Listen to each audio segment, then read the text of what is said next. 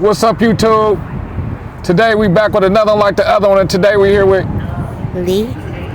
How you doing, Lee? I'm doing good. How are you? Sorry. Hi. Are you out here homeless? Yes, sir. How long you been homeless, Lee? Approximately 2.5 years. 2.5 years? Yeah. What happened 2.5 years ago that caused you to be homeless? I moved back to Stockton. Just want to come to my hometown. This is where I was born.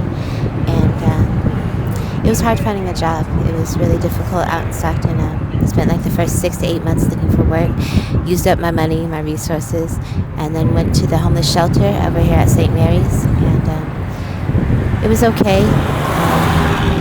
The more you're in this community, I guess it was easier to stay on the streets than it was the shelter. And Can you talk a little louder? And yes, sir.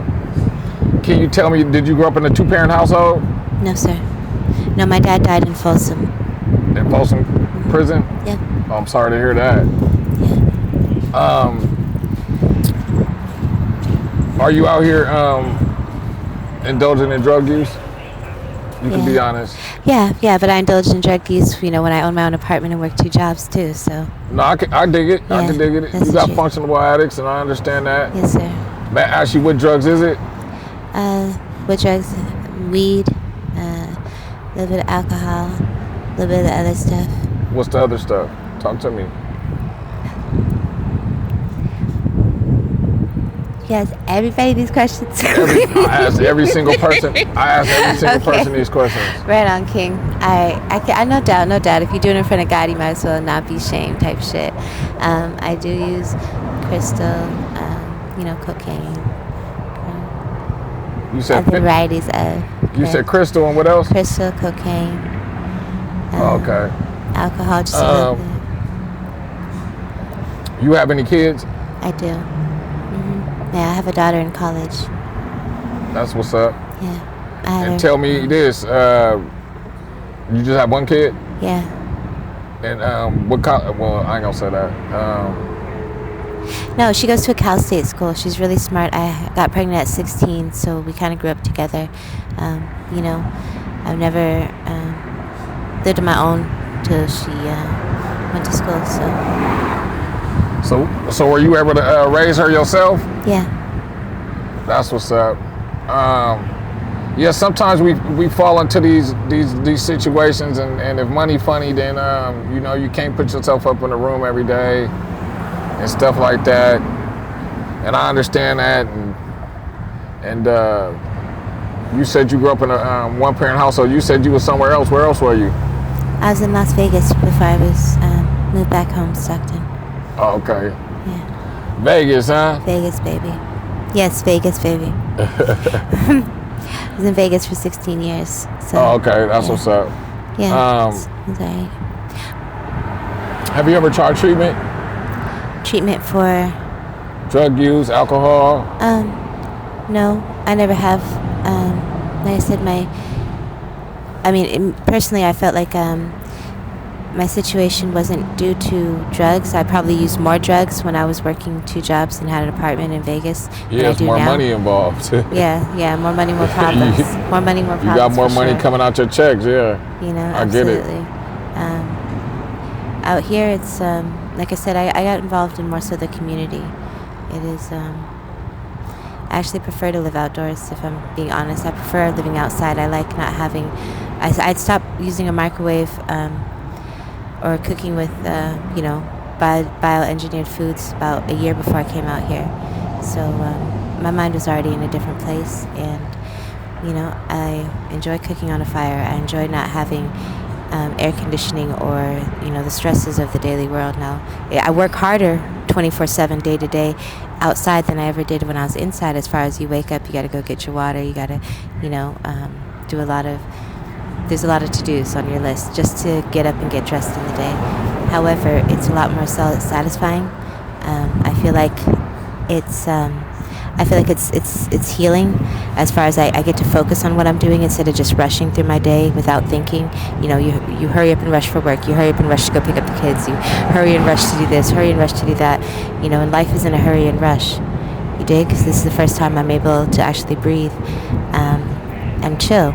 Again, I used drugs before I was homeless, so I don't think of homeless drugs. I am a functioning addict, a self-prescribed patient. I guess my issues with people, anxiety. I have anxiety around other people. I'm not used to. I don't prefer being around large crowds of people. There's a lot of haters out there for everybody, and I actually like being chill. This community is pretty much respectful. We don't call the police. We run on the rules of respect, which have existed since God and before time. And it is chill. You do meet the worst of the worst, but the worst of the worst are everywhere. They're in suburbs. They're, in Hollywood. They're even in Stockton. Whether you're on Church Street or living in off of Pershing, it doesn't matter. People are people. May I ask you how old you are? I'm 40 years young. 40? Oh. Yeah. Yep. Just turned 40 this year, so that's kind of cool. But like I said, it's you grow up and you discover who you are and who you want to be, and I actually am who I want to be. For sure. Yeah. Do me a favor and tell the young girls why why being out here is not safe. Now, young ladies, I will say this life is not safe. It's not safe at all. For Miss Lee, in order for Miss Lee to exist out here, I do have a man. It's important that if you don't have one, your tent will get kicked in. You will get raped. You understand, ladies? You will get robbed. You have to have a man out here. You just hope and pray that that man is treating you right. And that's the way it is. And tell them why they need to stay in school. Stay in school. The reason why you should not just stay in school, but learn from school, is that way, they could take away your car, they could take away your money, your job. They could even take away your loved ones. Your parents could die. Your siblings can die. What they can't take away from you is what you know. What you've learned.